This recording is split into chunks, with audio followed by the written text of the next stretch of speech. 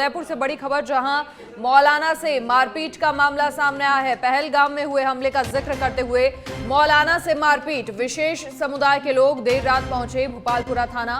पीड़ित मौलाना ने बताया, युवकों ने दाढ़ी खींची, नाले में धक्का दिया। आरोपियों के खिलाफ अब कड़ी कार्रवाई की मांग की जा रही है। पुलिस ने आरोपियों को हिरासत में लिया है।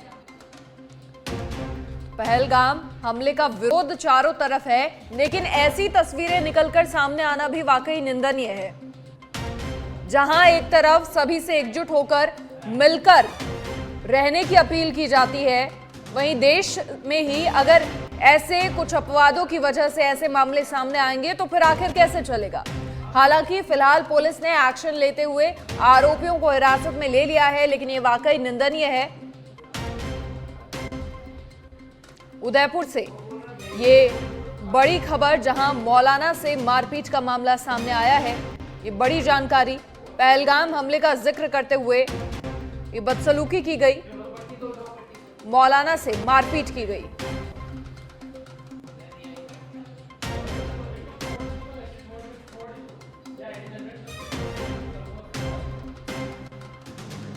और अब जोधपुर से बड़ी खबर, जहां फैक्ट्री में भीषण आग लग गई। बासनी इंडस्ट्रीज एरिया में स्थित फैक्ट्री में आग लगी। सूचना के बाद दमकल की गाड़ियां मौके पर पहुंची। आग पर काबू पाने के प्रयास लगातार जारी हैं।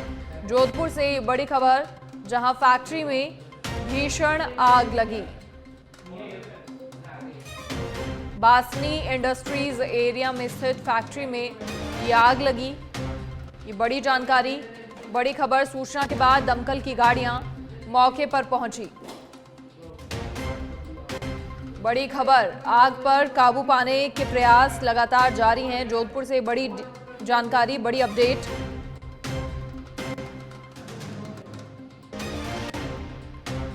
इस वक्त की बड़ी खबर जोधपुर से, जहां फैक्ट्री में भीषण आग लगी। हैंडीक्राफ्ट की फैक्ट्री में यह आग लगी।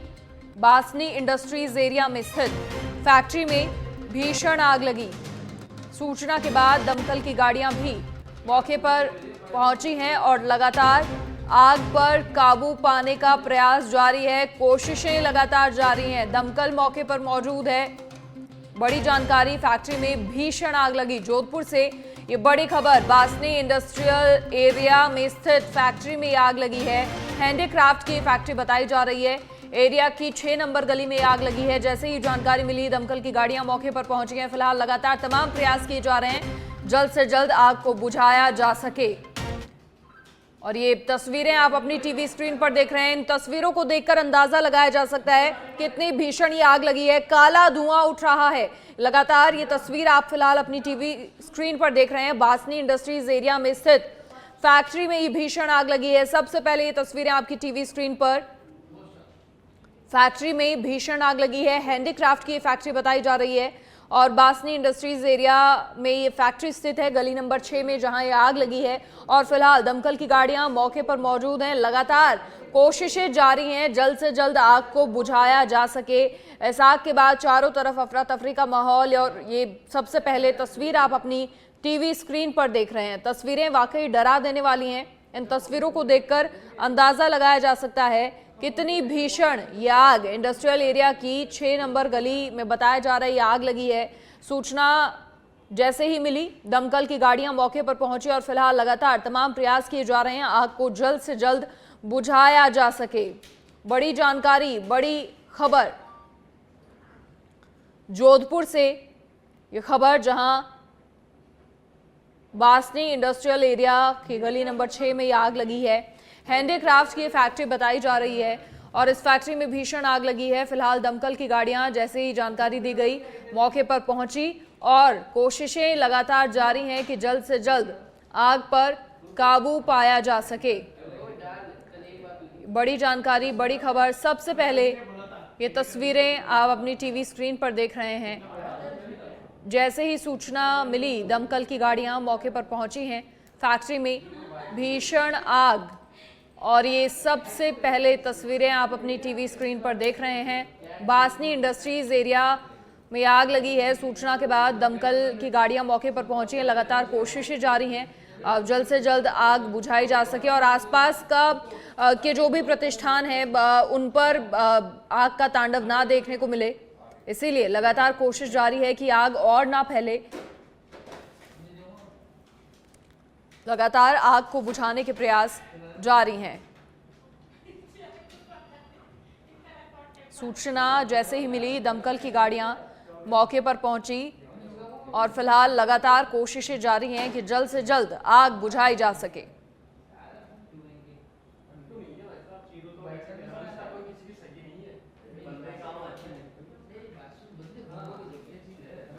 आग की तस्वीरों को देखकर अंदाजा लगाया जा सकता है कितनी भीषण भयानक आग ये है और फिलहाल दमकल की गाड़ियां मौके पर मौजूद हैं। लगातार आग पर काबू पाने के, आग को बुझाने के प्रयास जारी हैं। वाकई डरा देने वाली ये तस्वीर।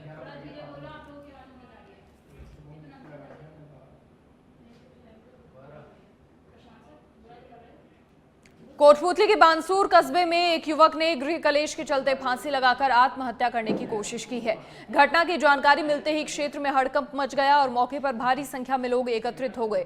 मौके पर मौजूद लोगों ने तत्परता दिखाते हुए पुलिस को जानकारी दी और दमकल वाहन साथ ही पुलिस प्रशासन मौके पर पहुंचा। फिलहाल पुलिस मामले की जांच में जुट गई है और परिजनों से पूछताछ की जा रही है।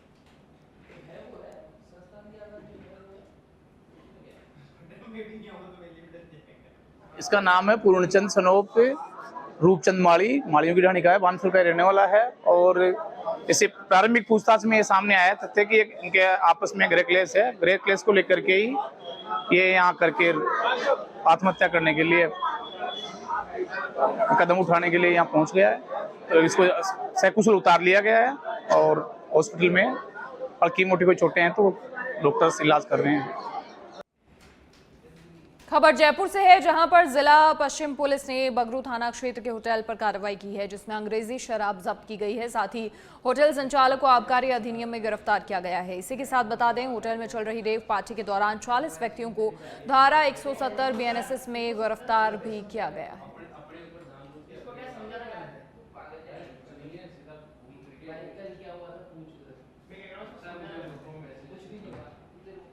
टोंक के उनियारा से अब खबर, जहां पलाई पंचायत में लगे हुए हैं जगह जगह कचरे के ढेर। नालियों के पास में ही कचरे के ढेर लगे हैं। कचरे के ढेर लोगों के लिए जानलेवा साबित होंगे। स्वच्छता में बस खाना पूर्ति यहां की जा रही है। पलाई पंचायत में जगह जगह कचरे के ढेर लगे हैं। नालियों के पास ही ये कचरे के ढेर लगे हुए हैं।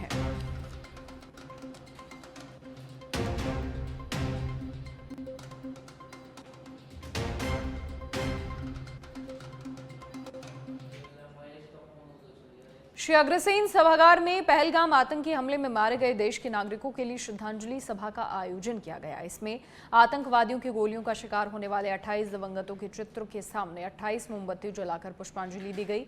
सभा में federation of Rajasthan trade and industries 40, Shri Agarwal Shiksha Samiti, साथ ही Agarwal PG college, Shri Agra Yuva Shakti, Rajasthan automobile dealers association, MI road Vyapar Mandal के साथ कई शिक्षण और सामाजिक संस्थाओं के प्रतिनिधि शामिल हुए। इस मौके पर 40 संरक्षक सुरजाराम मील और अध्यक्ष सुरेश अग्रवाल के साथ कई वक्ताओं ने अपने संबोधन में पाकिस्तान और आतंकियों के खिलाफ रोष व्यक्त किया।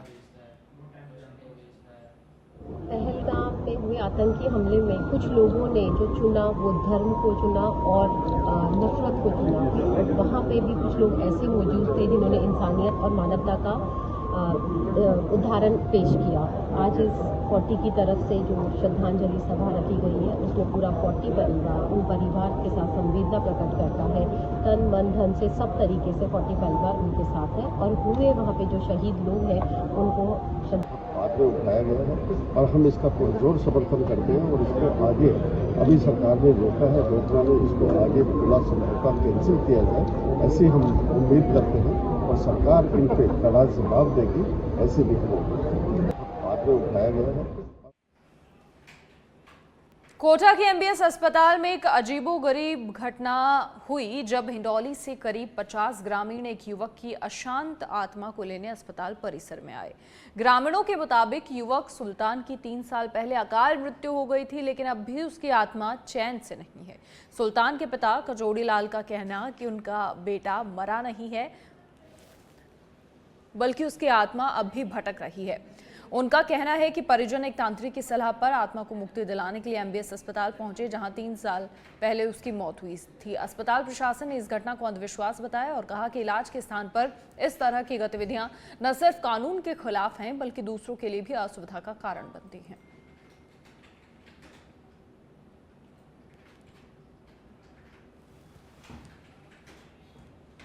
जम्मू कश्मीर में पहलगाम में आतंकवादी द्वारा पर्यटकों के नरसंहार मामले को लेकर झुंझुनू जिले के मडावा में मुस्लिम समाज के लोगों ने आक्रोश व्यक्त करते हुए पाकिस्तान के प्रधानमंत्री शहबाज शरीफ का पुतला जलाकर विरोध किया।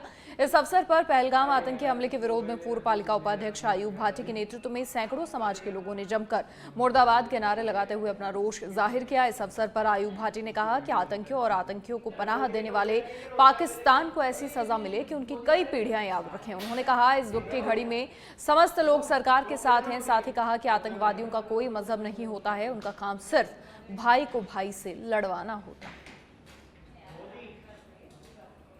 तरह से 2 दिन पहले पहलगाम में जो अप्रिय घटना हुई है उसमें हमारा देश पूरा शोक में डूबा हुआ है। ये जो आतंकवादी है ये हमारी बहनों, हमारे भाइयों को, 26 लोगों को इन लोगों ने मौत के घाट उतारा है। मैं भारत सरकार से ये निवेदन करूंगा कि आप इनके खिलाफ सख्त सजा देने की कृपा करें। पूरे देश की जनता आपके साथ है और आतंकवादियों का कोई धर्म नहीं होता है।